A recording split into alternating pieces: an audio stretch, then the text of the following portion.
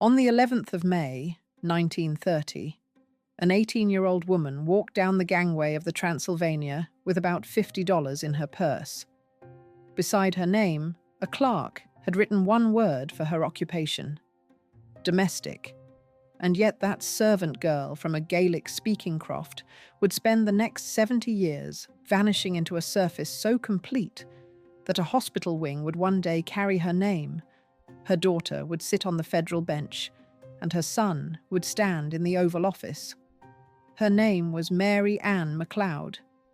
She crossed an ocean alone, married into the class she had come to serve, and then said almost nothing at all for 60 years. This is the story of the silence she chose, and of everything it cost her to keep it.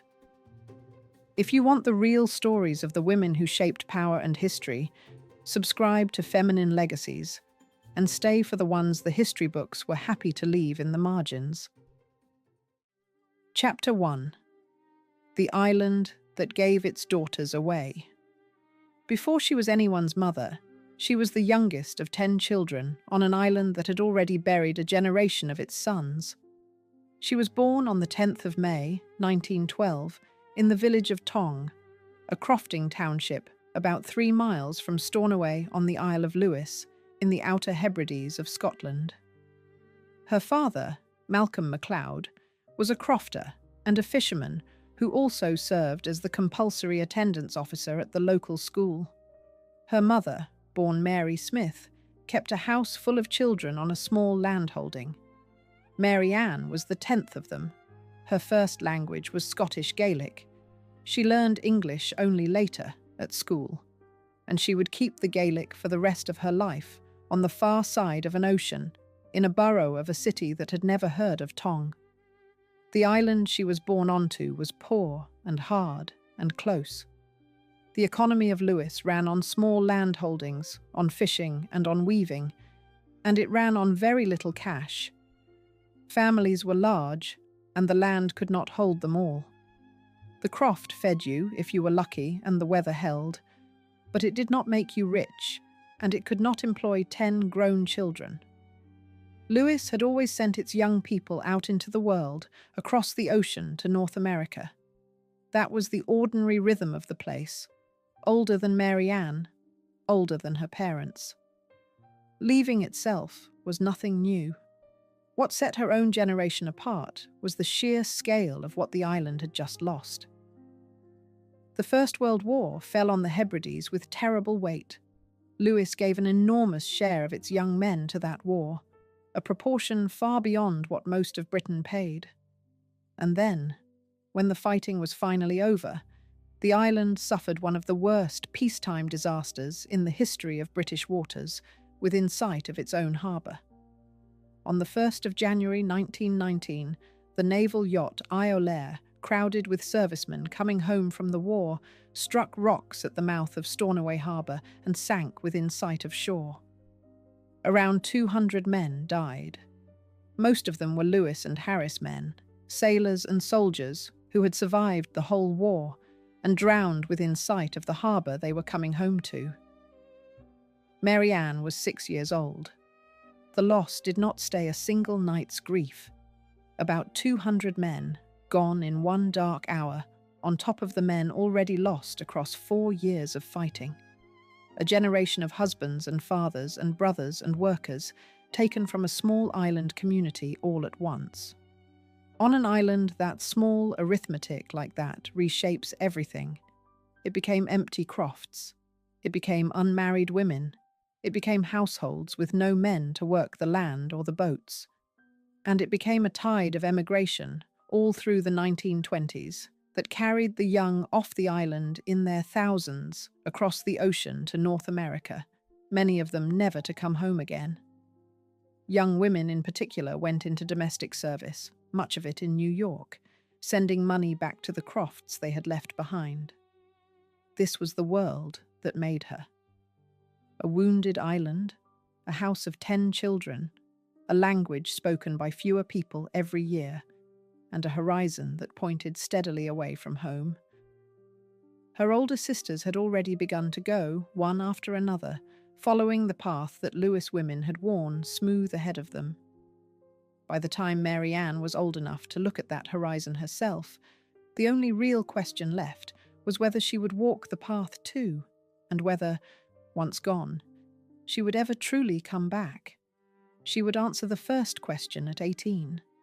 The second, she would spend the rest of her life not quite answering, on both sides of an ocean. Chapter 2. The crossing she made alone. She did not invent the road out, but she was the one who walked it at 18 with about $50 and a visa numbered in a Glasgow ledger. Several of her older sisters had gone to America before her. There was an established chain of Lewis emigration into New York, much of it flowing into domestic service, women following sisters and cousins and neighbors into the same households and the same neighborhoods. She stepped onto that chain, but she stepped onto it herself, alone, at an age when many people have never left their own county, let alone crossed an ocean into another world. The paperwork survives, and it is worth being exact about it, because so much myth has since grown up around her. She was issued an immigration visa in Glasgow in early 1930, a visa recorded and numbered in the files. She sailed from Glasgow on the 2nd of May, 1930, aboard the Transylvania. She arrived in New York on the 11th of May, the day after her 18th birthday, carrying about $50. On the immigration record, in a clerk's plain hand, her occupation was set down in a single word. She went, on landing, to a sister already settled in the Astoria area of Queens, and she went into domestic service, into other people's houses, cleaning, minding children, doing the work that Lewis women had been doing in New York for a generation. The next few years are harder to pin down, and honesty requires saying so out loud. The record shows at least 2 crossings of the Atlantic in the early 1930s. She is documented leaving again for Scotland in September 1934 aboard the Cameronia, travelling with a United States re-entry permit, and she is recorded as living in New York again by the middle of the decade. Because of those crossings, the sources disagree about the exact shape of these years. They disagree about how long she spent in service and about why she went back and forth across the ocean. The careful thing, and the true thing, is to say only what the documents say. At least 2 crossings, a re-entry permit, a young woman moving between a wounded island and a hard new city, not once, but more than once, in the worst years of the Great Depression.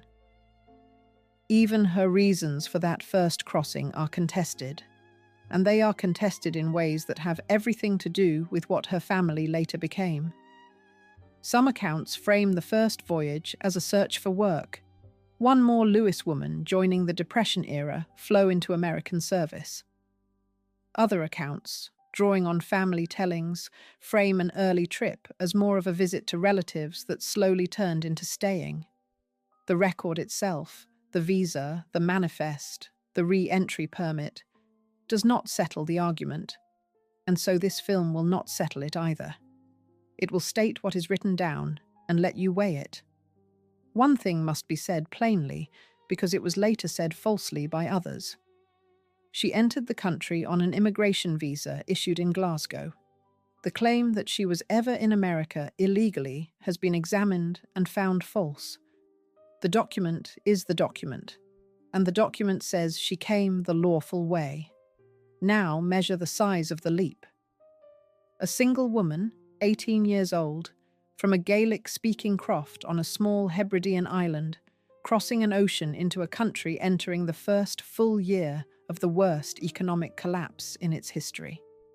She carried about $50, a sum worth something on the order of $900 to $1,000 in today's money. No fortune, no profession, no English as a first language, a sister's address in Queens, and a job cleaning houses waiting at the end of it.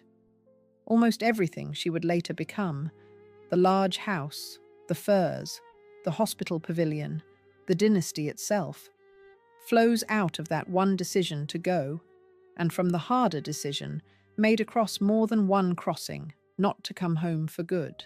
That is agency at its most literal. Before she was ever Mrs. Fred Trump, she had already done the boldest thing she would ever do.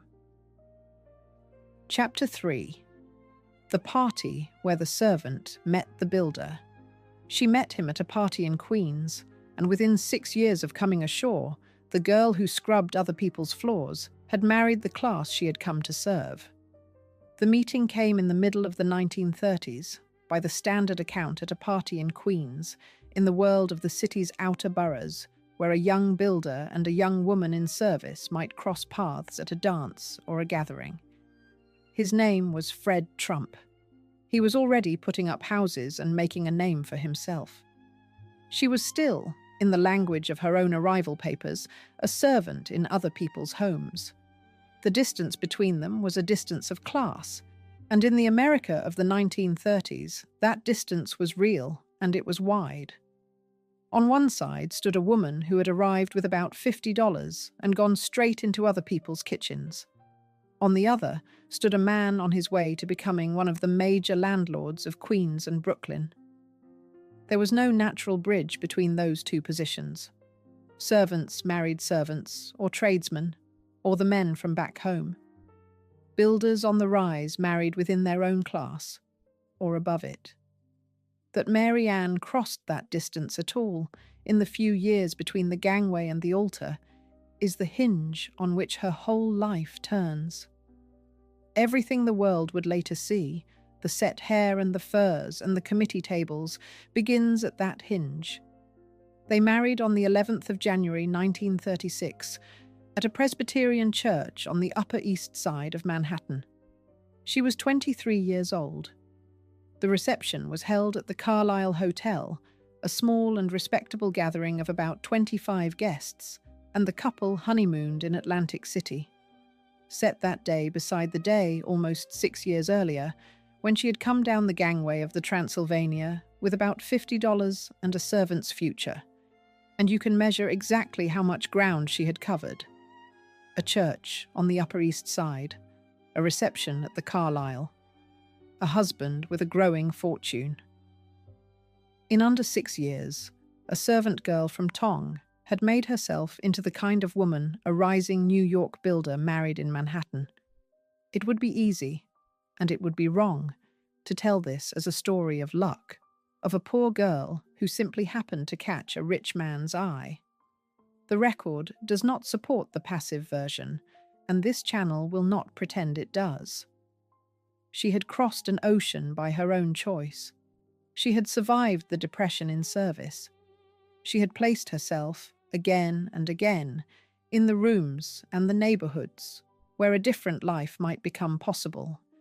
And when the chance appeared, she recognized it and took it and held on. Marriage, in her era, was one of the very few instruments of real advancement available to a woman with no money and no profession of her own. She used that instrument the way any ambitious person uses the best tool within reach, with skill and with nerve. To say so plainly does not diminish her.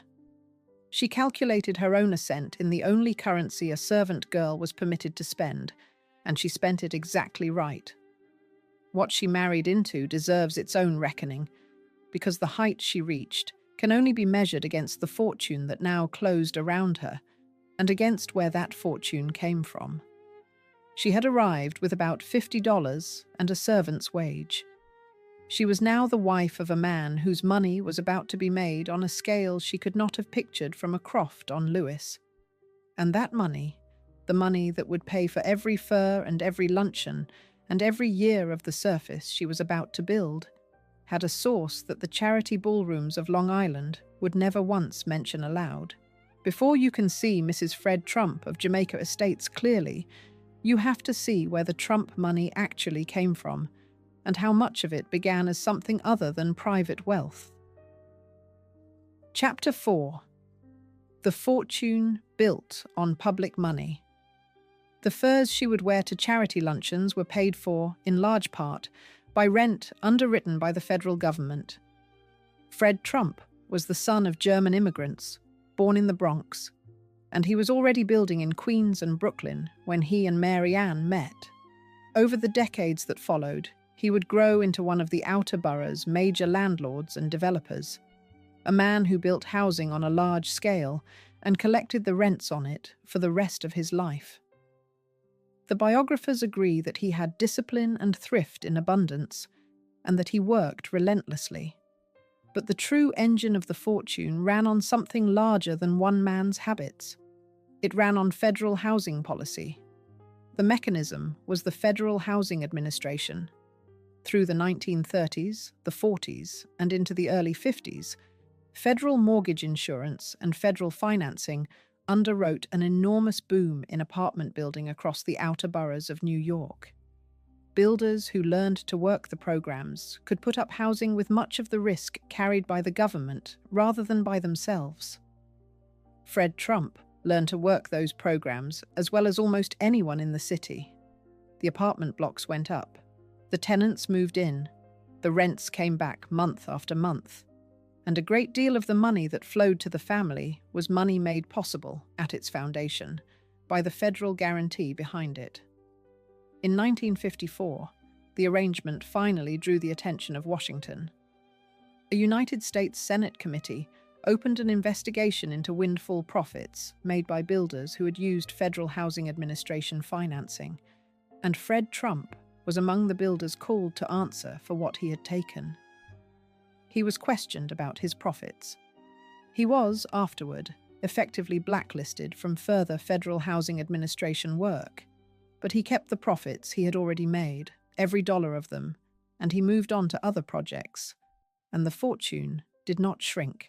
That inquiry is the single sharpest fact in the whole financial story, and it is worth holding on to tightly. The family money that would one day become a byword for private wealth was, at its foundation, public money, channeled through a government program, questioned by a Senate committee, and then quietly kept. Sit with the scale of it, because the scale is the entire point of this chapter. A builder who put up housing on a large scale across 2 boroughs of New York. A fortune underwritten across 3 decades by Federal Housing Administration insurance and financing. A 1954 Senate windfall inquiry serious enough to end a man's federal work outright. And at the domestic center of the household that all this money supported, a woman who had come ashore 24 years earlier with about $50 and a job cleaning houses. The gap between those two sums, the $50 and the federally financed fortune, is the exact measure of the life she had married into.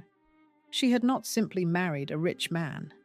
She had married a very particular kind of American money, the kind made in the narrow space between private ambition and public subsidy. How the marriage itself worked, behind the surface, can only be told through the people who have written about it. And this film will name them rather than pretend to a keyhole it does not have. The biographer Gwenda Blair, and later the family memoir written by Mary L. Trump, describe a household organized around Fred's dominance and around his work. In their telling, the division of the marriage was conventional and highly traditional for its time. Fred was the frugal, relentless, work-centered builder. Mary Anne was the home, the children, and the family's social and charitable face. It is important to be exact here, and to stop where the record stops. No one on the record has described the marriage itself as cruel, or as a private hell. What the published accounts describe is a long, traditional, and largely silent marriage, and an enormous gap of class and origin between the two people bound inside it. That gap, and not any invented drama, is the real tension of her middle years. She had crossed an ocean and a class to reach that house in Queens. Now she had to make herself into the woman who visibly belonged in it. Chapter 5. Mrs. Fred Trump of Jamaica Estates. By the time she became an American citizen in 1942, the Gaelic-speaking servant had a new name, a large house, and a household to run. She was naturalized as a United States citizen on the 10th of March, 1942, 12 years after she had walked down the gangway with about $50 in her purse. The girl from Tong was now, in law and in name, an American, and Mrs. Fred Trump of Jamaica Estates, Queens. She and Fred settled into the large house that became the family seat, the house that would hold the whole enterprise of the family together for decades to come. Her power inside that house needs to be named with precision, because the temptation runs two ways, and both ways are lies. She did not run Fred's business. There is no record of her negotiating his deals, or shaping his building, or steering his fortune. Her power was domestic, and it was dynastic. In the America of the 1940s and 50s, that was a real form of power, exercised by women across the country and almost never credited to them. She ran a large and demanding household. She raised the children. She held the center of the family together, while Fred spent himself on the work. The men in this family have almost always been the ones whose story gets told. First Fred, and then his sons. Mary Anne is the woman at the center of the house that all those men came home to, and the house did not run itself.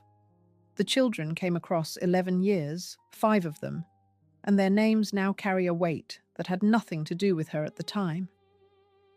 Mary Anne was born in 1937 and would one day become a federal appeals court judge. Fred Jr. came in 1938. Elizabeth was born in 1942, the same year as her mother's citizenship. Donald arrived in 1946. Robert came in 1948, and his birth very nearly killed her, which is a story the next chapters will tell. 5 children in 11 years, in a large house, with a husband consumed by his building. Because so many of these descendants and their own children are living public figures, this film keeps them carefully at the edge of the frame, where the record allows them to stand, and does not pretend to know the inside of relationships that only the family can truly know. What can be said with real confidence is the sheer size of the household operation she held together in those years. Look at the arithmetic of it. 5 children born between 1937 and 1948. A daughter already on the long path that would end at a federal judgeship. A large house in Jamaica Estates to keep and to run. A husband building housing on a large scale across 2 boroughs and spending his days and his whole temperament on the work. And a wife who had crossed an ocean alone at 18, now running the entire engine of a family's private life at the same time as she began, deliberately, to build its public face. She was the keel of this family, the length of timber down the center that everything else was fastened to, and a keel is not a passenger. And she was, by every account, exact about the surface from the start. The clothes were right, the hair was set, the house was kept to a standard. Whatever the Depression-era servant had learned about how the employer class lived, she now put to use in reverse, as the woman being served rather than the woman serving, the woman who ran the house instead of cleaning it. She had studied that world once from the inside, on her knees, and now she inhabited it as its mistress. Even so, the reinvention was not yet complete. A large house and 5 children made her a matriarch inside her own 4 walls. To become a figure of real standing across Queens and Long Island, she would have to walk out her own front door and build a public self, deliberately, in rooms full of other important people. That is exactly what she set out to do. Chapter 6. The Woman on the Charity Circuit. She built her respectability the way her husband built apartment blocks, deliberately, brick by brick, on the committee circuit of Queens and Long Island. From the late 1930s onward, she placed herself, again and again, inside the civic and charitable life of her adopted world, and she did it with the same steadiness she had shown on the immigration chain and in the marriage. This was self-construction, patient, and long. It was the machinery by which a woman written down as a servant on her arrival papers turned herself, decade by decade, into a recognized pillar of local society. The institutions were real, and her involvement in them was long. She gave years of her life to the Women's Auxiliary of Jamaica Hospital. She worked on behalf of cerebral palsy and disability services, for the Salvation Army, for the Boy Scouts, and for services for the blind. These were the respectable charities of her time and her place, and a seat on their committees was a seat inside the local establishment. To organize their luncheons, to raise their funds, to be depended upon year after year, was to be someone in Queens and on Long Island. She understood that clearly, and she pursued it with intent until she was no longer a newcomer on the edge of that world, but a fixture near the middle of it, the sort of woman the other committee women deferred to. And the surface, by now, was flawless. Picture her at the height of it, in the 1950s and into the 60s, at a charity luncheon in a hotel ballroom. A blonde woman with elaborately set hair, in tailored clothes and furs, seated at a committee table, greeting a room she belonged to completely. A faint accent that strangers took for refinement, never once guessing it was the ghost of Gaelic and a croft an ocean away. This is the single cleanest image of her power, and it is worth holding still in the mind. A woman in a fur stole, entirely in command of a room, at the top of a self she had built from nothing, in a country that asks only that you look the part, and that never once asked her where she had actually begun. The honours followed, the way honours follow standing. Her long service to Jamaica Hospital and her charitable work across the borough made her a recognised local philanthropist, the kind of woman whose name appears in the society pages and in the hospital auxiliary photographs. In time, a nursing home pavilion with 228 beds at the Jamaica Hospital Medical Centre was named in her honour. Weigh that pavilion against the arrival record for a moment. A woman who had landed as a servant with about $50 now had a 228-bed wing of a hospital carrying her name in stone and on paper. That is the summit of the American self-invention, the moment the reinvented self is carved into a building and made to look permanent, as if it had always been there. There was another summit too, quieter, and pointing the opposite way across the ocean. On her visits back to the Isle of Lewis, she was the local girl who had gone to America and made good, still speaking the Gaelic of her childhood, still tied to the island and to the family croft in Tong. The rise, then, read in both directions at the same time. In Queens, she was Mrs. Fred Trump, the philanthropist with the pavilion and the furs. On Lewis, she was Mary Anne MacLeod of Tong, come home in her finery, still able to speak to the old people in their own tongue. She had built a single self that could stand, convincingly, in two worlds that knew nothing of each other. And for a long stretch, through the whole middle of her life, that built self held perfectly, unbroken and complete. Then her own body turned against her, and the first deep crack ran straight through everything she had made. Chapter 7. The Birth That Nearly Killed Her. In 1948, after the birth of her fifth child, the surface she had built so carefully nearly ended in a hospital bed. Robert, the last of her children, was born that year, and the birth brought on a severe medical crisis that came close to taking her life at the age of 36.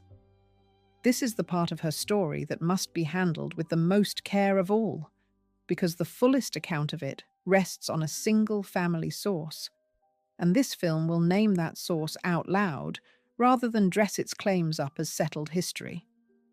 The fullest telling of the 1948 crisis appears in Mary L. Trump's memoir, published in the year 2020. In her account, The illness that followed Robert's birth was severe and genuinely life-threatening. The published accounts describe a serious hemorrhage, an emergency operation to remove the womb, and further abdominal surgeries and complications in the aftermath, with lasting effects on her health, including bone problems in her later years. Mary L. Trump is a granddaughter writing critically about her own family, a partisan source with her own strong view of these people. So the internal family detail she reports, the effect on the household, the emotional weather of the long recovery, the mark it left on the children, is attributed here to her by name, and is not narrated as fact this film can confirm on its own. What is not in dispute, across every account, is the hard core of it. She came close to dying in 1948. The crisis was real, it was physical, and it ended her childbearing. A woman who had crossed an ocean at 18, survived the Depression in service, and built a household of 5 children in a large house in Queens, very nearly lost her own life to the last of those births. The composure she had constructed so carefully, the set hair and the furs and the smooth public face, rested all along on a body that had just proved, in one terrible stretch of 1948, how easily the whole thing could end. Underneath every ballroom photograph that came after, there was now a woman who knew exactly how close she had come. Here the numbers turn intimate and grave, and they carry the weight of the chapter. 5 children born across 11 years, from 1937 to 1948. A near-fatal hemorrhage after the 5th. An emergency operation to remove the womb at the age of 36. Further surgeries and lasting damage that would follow her into old age and settle in her bones. This is the hidden cost written directly into the body beneath the surface, the price of a large family in an era when childbirth still routinely killed women, paid in full by a woman whose public image would never once let it show. The luncheons went on. The committees went on. And the woman at the head of the table had very nearly not survived to sit there at all. Even in the version the record can support without the family's private testimony, the shape of her recovery is stark. A household of 5 children, the youngest of them a newborn, and a mother gravely ill for a long stretch of months. A husband whose life was his work. A large house that had to keep running straight through a medical crisis that came close to being fatal. Whatever the true emotional weather of that time, and only the family can truly know it, the structural fact stands plain.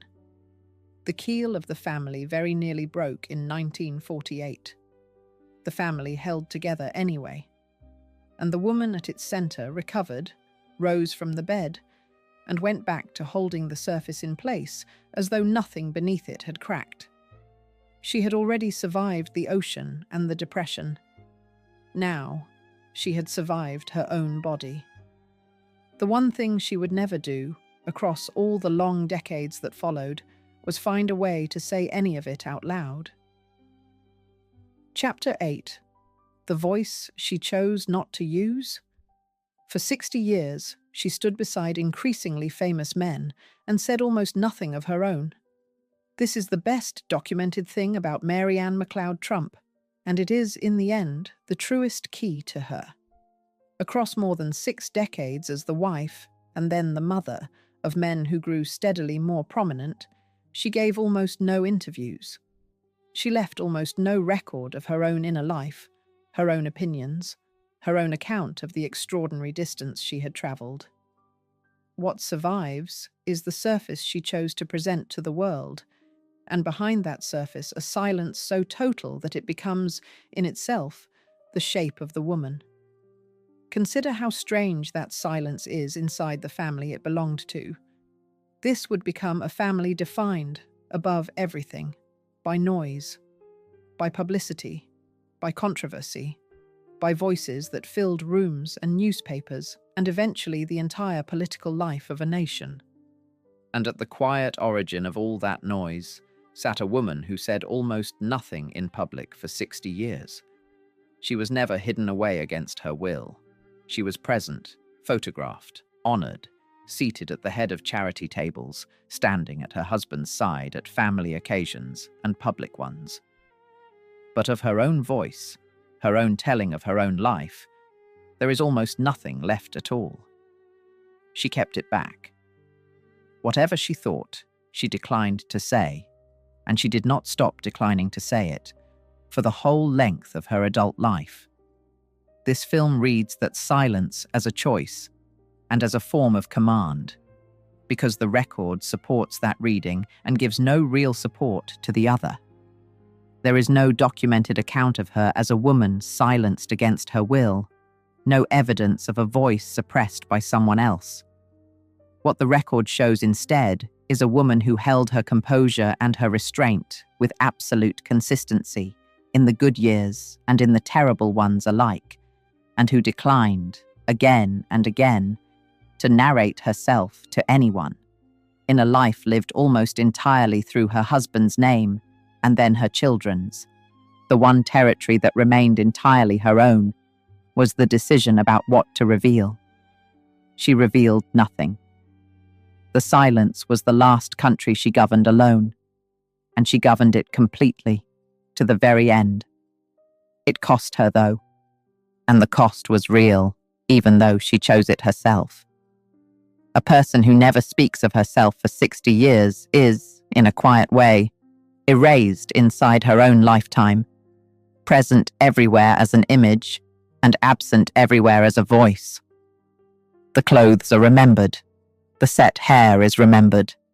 The pavilion carries the name in stone. But the woman who crossed the ocean alone, who spoke Gaelic to the end, who scrubbed floors and married up and nearly died at 36, left almost no words of her own to tell any of it. She let the surface do all the speaking, and the surface, by her own careful design, said nothing true about where she had come from or what it had taken. That was the bargain of the reinvented self, and she honored every clause of it until she died. There were losses across those decades that would have tested any composure, and one of them belongs here. In 1981, her eldest son, Fred Jr., died after long struggles with alcoholism, a loss the family has described as marking it deeply. A mother who had nearly died bringing her children into the world now outlived one of them, and she met that grief, as far as the record shows, with the same restraint she brought to everything else in her life.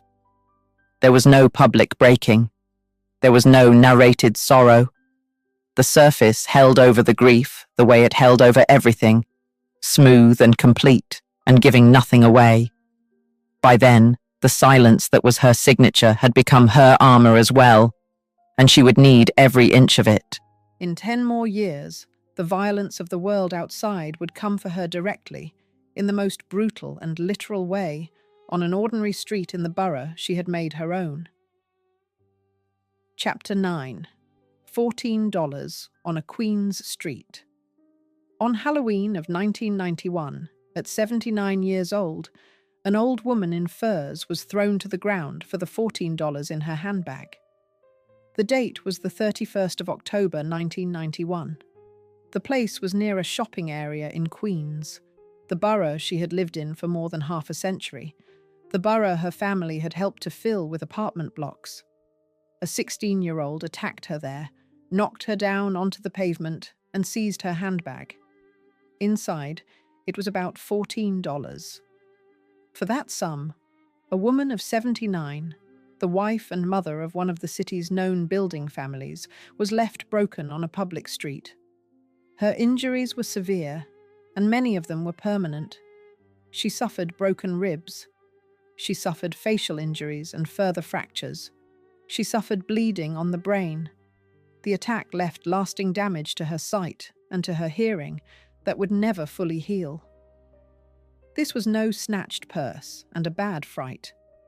This was a violent assault that did deep and lasting harm to an old woman's body. The same body that had crossed an ocean at 18 and survived a near-fatal childbirth at 36, now broken on a Queen Street at 79 for the price of a cheap meal. Everything her body had already carried her through only sharpens how brutal that single minute was. There was one act of plain decency inside it. A passing bread truck driver named Lawrence Herbert saw what was happening, gave chase, ran the attacker down, and recovered her handbag. The teenager who had assaulted her was later caught. He pleaded guilty to what he had done, and he was sentenced to a term in prison. But no sentence handed down in a courtroom could return what the attack had taken from her. The sight did not come back. The hearing did not come back. The frailty that follows an injury like that in old age does not undo itself. A single violent minute on a street corner cost her more of her body than the whole Great Depression ever had. Hold the two numbers side by side, because together they tell the entire arc in miniature. About $50 was the sum she had arrived with in 1930, the whole stake she had crossed an ocean on, the seed of the entire American life to come. About $14 was the sum she was beaten to the ground for in 1991, 61 years later, an old woman in furs on a pavement in the borough her family had built up around her. The distance between those two small figures is the full length of her time in America, from the servant with about $50 and everything still ahead of her, to the matriarch with about $14 in her bag and almost everything now behind her. The furs meant the same thing in both scenes: wealth worn on the body. The vulnerability underneath the furs had never once gone away. And still, even after this, the surface reassembled itself. She recovered as far as her age and her injuries would allow. She returned to the life of the family and the borough, diminished in body, but not, as far as anyone was ever permitted to see, in composure. The woman who had met a near-fatal childbirth without a word of public complaint met a violent assault in old age the very same way. Whatever the attack did to her private world, and it must have done a great deal, the public Mary Anne remained precisely what she had always been, a poised figure who gave nothing away. She had one long act still left to live, the slow closing of the 63-year marriage that had framed the whole of her American life. And it is in that closing that the question of the title, the question of why she never left, finally has to be answered. Chapter 10. The Marriage She Never Left. The title asks why she never left, and the honest answer is stranger than any affair. There was no scandal that drove her out, and no scandal that trapped her in. There was no younger woman, no lost fortune, no public rupture of any kind. There was instead a marriage that lasted 63 years, from the 11th of January 1936 to Fred Trump's death in June 1999, and a woman who stayed inside it from the church on the Upper East Side all the way to the grave. To ask why she never left is to ask the right question in slightly the wrong shape, and the answer, once you see it, reveals the whole architecture of her life at a single stroke. She did not stay because leaving was unthinkable in the ordinary way. She stayed because the marriage was the frame that held the reinvented self in place.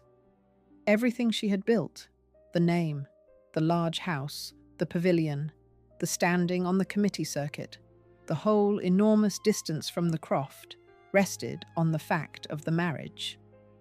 Mrs. Fred Trump of Jamaica Estates could exist only for as long as there was a marriage to be Mrs. Fred Trump inside. The servant girl from Tong had spent about $50 and an ocean crossing and 6 years of careful ascent to become that woman. The marriage was the structure that made the becoming real and kept it real for 63 years. Walking out of it would not have freed some hidden self. It would have dismantled the only self she had chosen to build. This is exactly why the usual language of these stories does not fit her, and why this channel refuses to force it onto her. The record never describes a wife trapped in a gilded cage and waiting for rescue. The published accounts describe a long, traditional, silent marriage, organized around a dominant and work-centered husband between two people separated by an enormous gap of class and origin. Within that structure, she was never passive. She had chosen the marriage as her instrument of ascent. She had held its private and its public life together through illness and through grief. And she had kept, entirely for herself, the one thing that no one could take from her: her silence. Staying was the completion of the strategy she had begun on the gangway of the Transylvania, carried through to its logical end across 6 decades. There is something almost austere in it, once you see it clearly. Here was a woman who understood, perhaps more clearly than anyone around her, exactly what her whole position was built upon, and who therefore protected that position with total consistency for 60 years. She held the frame because the frame and the picture had become the same thing. To walk out of the marriage would have been to walk out of the identity itself, back in the direction of a croft, a language, and a servant's wage she had crossed an ocean precisely to escape. She had paid far too much for the surface to ever be the one who broke it. So she held it, all the way to 1999, when Fred died and the 63-year marriage ended at last, not by her decision, but by his death. And then she had a little more than a year left to live alone with everything she had built. Chapter 11. The quiet close and the road back to Lewis. She died a little over a year after her husband, and just before the son who would make her name impossible to say quietly ever again. Fred Trump died in June 1999. Mary Anne MacLeod. Trump died on the 7th of August in the year 2000 at the age of 88 at a hospital on Long Island.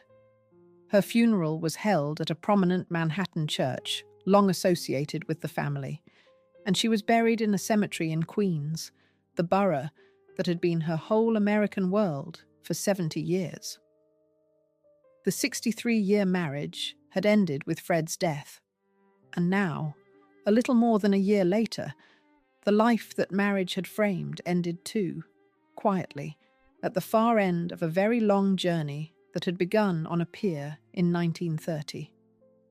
The timing of her death carries a strange kind of mercy, and it is worth naming plainly. She died in the year 2000. Her son Donald would not become President of the United States until 16 years later. The woman who had spent 60 years perfecting her silence, who had declined again and again to narrate herself or her family to anyone, never had to face the most famous and most divisive chapter of her family's entire story. She never had to answer for it. She never had to comment on it. She never had to watch her own quiet, guarded name pulled into the loudest argument in American public life. The silence she had chosen so deliberately was, in the end, protected by the timing of her death. She was gone, as it were, before the noise reached its full height. And she had never, across all the American decades, truly let go of the island that made her. On her visits back to the Isle of Lewis, she remained the local girl who had gone to America and made good, and she went home speaking the Gaelic of her childhood, still connected to the family croft in Tong, to the place and the people and the language she had been born into. Her lifelong bond to Lewis is documented in Scottish reporting and in a film made by the British Broadcasting Corporation about her roots. The set hair and the furs of the charity ballroom were one self, built and worn in Queens. The Gaelic speaker walking the roads of Tong was another, older self, and she never entirely surrendered it. She had built a surface that could stand in New York, but underneath it, the island girl was still there, alive in the one language the Long Island ballrooms could not begin to understand. That doubleness is the truest thing about her ending. She died as Mrs. Fred Trump of Jamaica Estates, philanthropist, matriarch, the name carved onto a hospital pavilion. She was buried an ocean away from Tong, in a Queen's cemetery, in the country she had remade herself to belong to. But she died still able to speak the language of a croft on a wounded island, still tied by something in herself to a place an ocean away from the life she had constructed. The reinvention had been total on the surface, and never quite total underneath, and perhaps that was the secret of how she held it so long. When she closed her eyes for the last time on Long Island, in the year 2000, both women went into the ground together, the philanthropist and the servant girl, the matriarch and the child from Tong, folded at last into a single grave. What she had left behind her, though, was only beginning to grow into something that neither of those two women could ever have imagined. Chapter 12. What the Silence Bought. The distance between the word a clerk wrote on her arrival papers and the pavilion that carries her name is the whole story of American reinvention, told in one life. That single written word at one end, and that 228-bed hospital wing at the other, mark the two poles of everything this film has followed, and the entire life sits in the space stretched between them. A Gaelic-speaking servant girl from a war-wounded island crossed an ocean alone with about $50, and by the end she had a wing of a hospital in her name, a daughter on the federal bench, and a son on his way to the White House. That is the whole promise of American reinvention held in a single hand. It is also held in the same hand the whole cost of it. What survives her is, for a life so devoted to silence, astonishing in its scale. Her descendants carry a legacy she never sought and could not possibly have foreseen from a committee table in Queens. Her daughter Mary Anne became a federal appeals court judge and died in 2023. Her son Donald became President of the United States. Her grandchildren include prominent living public figures, and the family name now stands on buildings around the world and at the very center of American public life. This film keeps those living descendants at the edge of the frame, where the record allows them to stand, but their sheer prominence is the truest measure of the thing she actually built. She held the center of a single household, quietly, for decades, and that household became a dynasty. The quieter remains are more directly her own. The 228-bed nursing home pavilion at the Jamaica Hospital Medical Center still carries her name, the concrete civic remnant of all those decades on the committee circuit. On the Isle of Lewis, the family croft and her origins in Tong remain a point of local history, and, since her son's rise, of considerable outside interest, her Gaelic childhood recorded in Scottish reporting and in a British Broadcasting Corporation film about her roots. And then there is her reputation, which since 2016 has been pulled hard in two directions at once. An immigrant success story invoked in one argument, a partly absent mother, and a figure of the family's emotional silence in another, drawn from Mary L. Trump's memoir. Both readings are contested, and both belong to present-day politics, so this film has grounded itself instead in the record, the croft, the crossing, the marriage, the charities, the assault, the death, and has let the larger arguments stand around that record unsettled. Because the real revelation was never about her son at all. It was about the surface itself, and about who a country like this one quietly allows to disappear into it. In an America that rewards self-invention above almost everything else, the price of the reinvented surface is very often the erasure of the original self. Mary Anne MacLeod spent 60 years as a public philanthropist and a private cipher.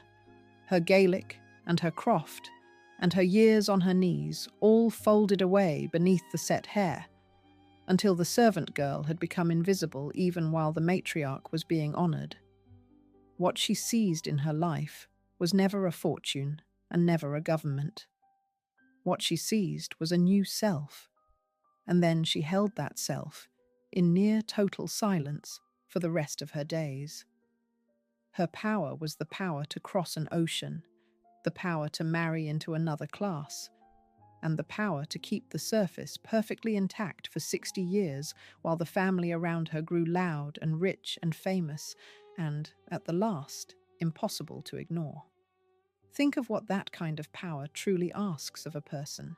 Every woman who crosses an ocean alone and remakes herself inside another family's name. Every woman who studies a whole world from the servant's side of the door and then walks through that door as its mistress. Every woman who decides that the one thing she will keep for herself, no matter what, is the right to say nothing at all. Mary Anne MacLeod was every one of these women at once, and she paid every one of their prices, and she never once, in 60 years, told a single soul whether she believed the bargain had been worth it. She let the surface answer for her. And the surface, exactly as she had designed it, gave nothing away. So the story returns to where it began, on the pier, on the 11th of May, 1930, with an 18-year-old girl and about $50 and a clerk writing one plain word beside her name. Domestic. That word was the whole truth of where she started. The pavilion is the measure of where she arrived, and the silence stretched between them is what it cost her to travel from the one to the other, a whole voice traded away for a whole surface, an original self folded down small so that a new one could stand up straight. For the women who came after her, the immigrant daughters who crossed alone and remade themselves inside other people's houses and other people's names, her life leaves the hardest question there is. What did her silence buy, and what did it cost? And would you, standing on that same pier at 18 with your whole future riding on the surface holding, have paid the very same terrible price for the very same extraordinary ascent? If this is the kind of history you want more of, subscribe to Feminine Legacies so the next story finds you, and tell me in the comments. If you had crossed an ocean alone at 18 and remade yourself inside another family's name, would you have paid the price of silence to keep it? And where are you watching from?